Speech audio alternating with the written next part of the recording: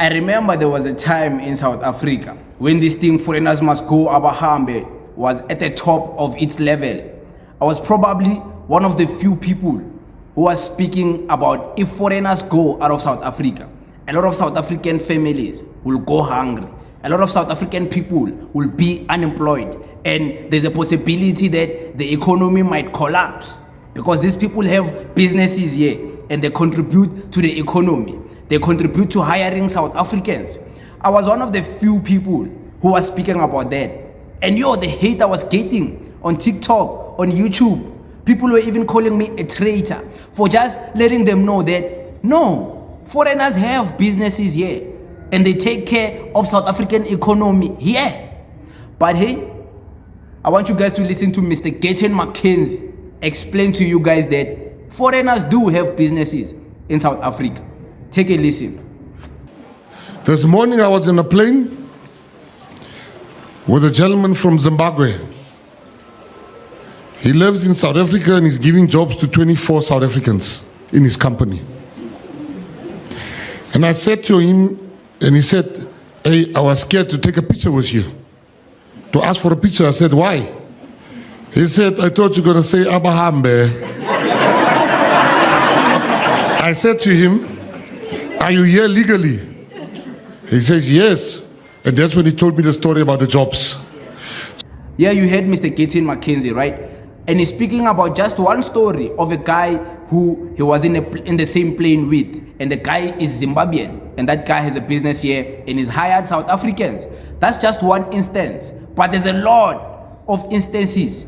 Even Chinese foreigners are here hiring South Africans. Indian foreigners are here hiring South Africans. Pakistan, yeah, you can talk about minimum wage and want to do that debate. Put that debate aside. We're speaking about people are being taken care of because of foreigners. That's what we're talking about. Don't try to, hey, minimum wage, this and this. You are diverting from the discussion. We're not talking about such things. Those things you can take them to labor there. The human rights labor of workers. You can go there, you can call unions. Last time I checked, President Jacob Zuma with the MK party, they were starting workers' unions. You can go there, they will help you with that. Here we're talking about reality that South Africans, because of foreigners. We can even speak about foreigners who are renting back rooms in South African households. They are paying rent to those South African families. They are feeding those families. Foreigners are opening tuck shops. Emarumini, Ekasi, maybe a smaller nyana shop. Your family has a place, but they don't want to open a shop. They rent this Makula. That Makula pays rent every month. Who's benefiting? South African families. So I'm glad Mr. Gayton Mchenzie finally spoke about this, because we were speaking about this and the amount of hate we were getting. It was as if what we are saying is not true, but it's true. You guys just reject the history.